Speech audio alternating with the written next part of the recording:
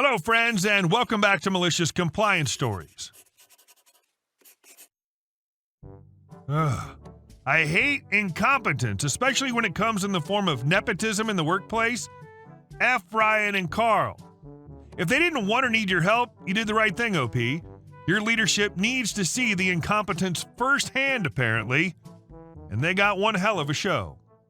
But before we begin, best way to support our channel is to leave comments, like, and subscribe with the turned-on bell so you don't miss the new video every single day. Boss's boss made it clear I should only go to him for problems and questions, so when he went on vacation, I just let things burn. So a while back, I got a new boss. Let's call him Ryan, and I tried to help Ryan get started and learn about our team, the usual. I've been with the company for a few years, so I thought he'd come to me with any questions or issues. Well, turns out Ryan didn't like me, and after only a couple of weeks, I learned he was talking about me behind my back to someone I knew who obviously immediately told me. Well, I went and told my boss's boss, let's call this guy Carl, and Carl's reaction did not care about me at all. But instead asked why Ryan was asking me questions in the first place. This scenario played out a few more times, usually with me chatting with someone and asking for help or clarity on something I was working on, only for Carl to find out and ask, "Why did you talk to so-and-so?" Especially if the question should have been answered by Ryan. I learned through the grapevine that Carl had fought really hard to hire Ryan, so clearly Carl did not want people to know how incompetent he and his new hire Ryan were. So I did as I was told and stopped asking people for help, which meant I just stopped talking. But my coworkers are not dumb people and read between the lines very quickly because I'm usually very chatty and full of questions. I made sure they would not get heat for anything that was Carl or Ryan's fault, and I got the same courtesy back. Like one time, I very politely asked if anyone was providing the project updates for my project to a meeting I wasn't invited to, and the project manager asked if they should invite Ryan. I shrugged, and so of course Ryan gets invited because I never just shrug. Ryan doesn't bother going. So next time I'm in a big meeting with some higher-ups, I bring up that there was a problem with my project that another team had to solve, and the CEO demanded to know why this wasn't brought up sooner. Project manager sees his cue and says, "Well, we added Ryan to those meetings." You get the picture. I was slowly making it clear that everything had to go through Ryan and I was no longer involved. About 6 months in, Carl feels Ryan is ready to finally fly solo and goes on vacation for a month.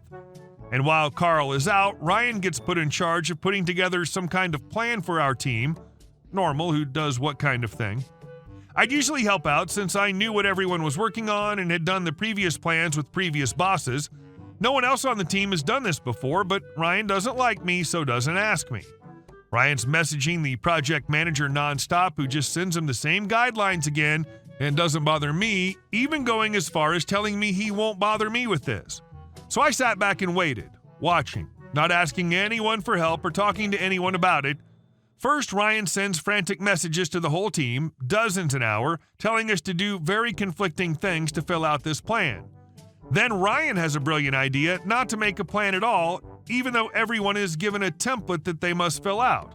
Then backtracks and makes a giant list of every possible thing we as a team could be working on, but still not using the template. A week and a million panicky messages later, Ryan has to present the plan to the higher-ups. And it just so happens the project manager shifts the time of the meeting at the last minute, and so I somehow accidentally miss it. Now no one can think I had anything to do with this, which is great because I get the most glorious messages while it's happening in real time, calling it a crap show and a train wreck, and one person even said it was the worst meeting of his career. If Carl's intention was to not let the company know how incompetent he and Ryan were, well, now it was very clear to all 200 of us, and no one's going to ask why I'm leaving the team. Edit.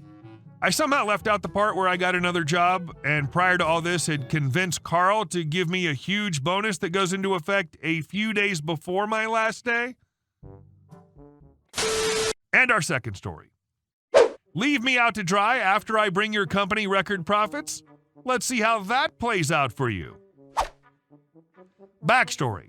Circa 2017, I worked at a small 36-room condo hotel on Marco Island, Florida, and that property was owned by a small venture capitalist firm ran by two wealthy siblings and one of their sons. I was brought on board by a colleague who was hired as the general manager.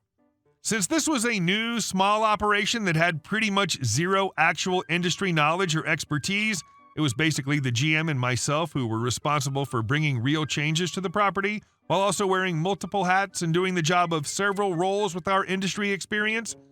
There was only one other office employee who was a curmudgeonly old lady. Ironically, her name was actually Karen, who basically just did the billing for unit owners and sat in the back when she could.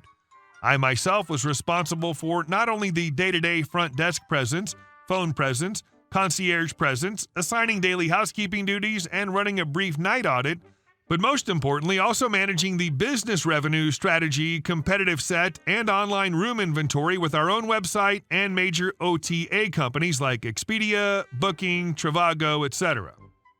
2017 was a record year for us, and my revenue strategy earned the company several tens of thousands of dollars more than previous years by comparison. Then crap starts slowly hitting the fan.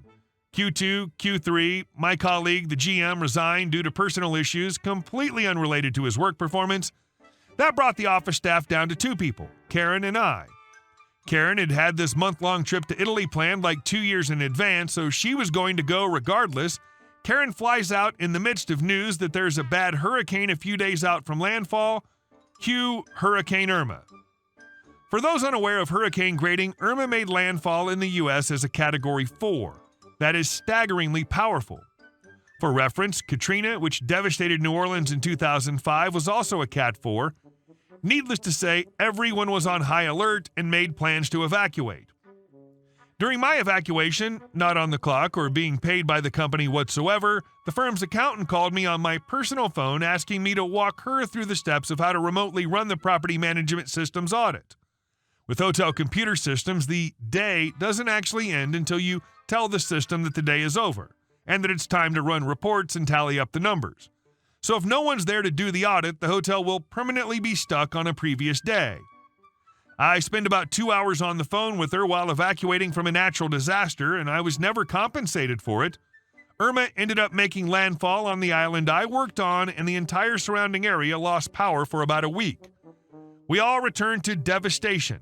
Some of our rooms on the top floor having their walls and roof blown out and slowly trying to pick the pieces back up. My hours were cut from 40 per week to about 16 per week as the damage from the hurricane drove business way down.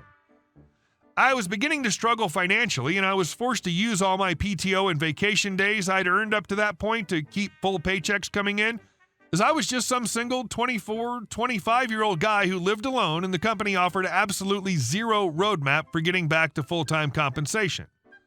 I sent the CEO, who I spoke with every week in revenue meetings, an email explaining the situation and asking for a possible advance to make ends meet for the time being. OP will be open again soon. Thanks. Bold strategy. Let's see how that plays out for you, considering I'm the literal only person running the hotel operations right now. Within a week, I secured an interview for a better-paying job closer to home, crushed the interview, and kept it completely to myself. The CEO's brother, the CFO, had flown down to be on property for the first day of the reopening where business started to come back to normal. The day before the reopening, while in the office, I got a call from HR at the new company confirming the job offer and to stop by later that day to finalize everything. I called the CFO and asked him to come down to the office because I wanted to talk. The second he got there and he asked what's up, I told him I was resigning effective immediately. Him. OP, you realize that'll make it hard for us to open tomorrow, right? Me. Nothing personal. Just like your company has financial concerns that prevent you from keeping your only employee here to run the hotel, I also have financial concerns that prevent me from staying here as I have bills to pay. You'll be open again soon, don't worry. He gritted his teeth and said, okay then. I handed over my key to the property, got my car, and never looked back. And our last story. Neighbor Karen gets a shocking karma lesson. Hi friends, today I want to share with you an amazing story, so sit back and get ready to witness justice being done before your eyes. I live in a beautiful old house on the Mediterranean that my family has owned for generations. It needed some serious repairs to bring it back to its former glory, but I put my soul into the repairs. Life was good. However, fortune had decided otherwise. I had to move for work, but I didn't want to part with my favorite family home. Then I had a brilliant idea. I decided to rent it to tourists and to find a place for myself near the new place of work. Simple, right? This story wouldn't be so luscious without our Karen. She came and bought the house next door, also old but in worse condition than mine. Neglected and abandoned for more than a decade, it wasn't finding buyers because it didn't have a scenic view of the sea and had a high price tag. Karen, she decided to install not one, not two, but a whopping 5 split-system air conditioners in her house. In a house without electricity, you might wonder how this is possible. It turns out the previous owners had left behind unpaid debts, which resulted in a power outage. In order to get the power back on, Karen had to pay off the debts and penalties, but she thought differently. Karen thought it would be a great idea to borrow electricity from me. She didn't bother to ask permission or, God forbid, offer to pay for it. Nope, she just went ahead and tapped into my electric grid, leaving me with a huge bill. But I wasn't about to let Karen get away with her sneaky shenanigans. Oh no, I wasn't having any of that. I called up my buddy who just so happens to be an electrician. He's a stand-up guy, always ready to lend a helping hand. My buddy came over, wire cutters in hand, and took matters into his own hands. Snip, snip, Karen's little power theft operation came to a screeching halt. She called the officers on me for it, and she had to prove that it was me who was stealing her electricity in a house that's been without it for 10 years and only has a small generator. Officers apologized to me and said they would write a fine for making a false call if she called again. No more free ride for Karen. She was left high and dry with no electricity, no air conditioning, and the scorching summer heat bearing down on her in the hottest month of summer. I hope you like waiting for the trial all this time. Hey guys, thank you all for watching the video. I'll see you in the next one.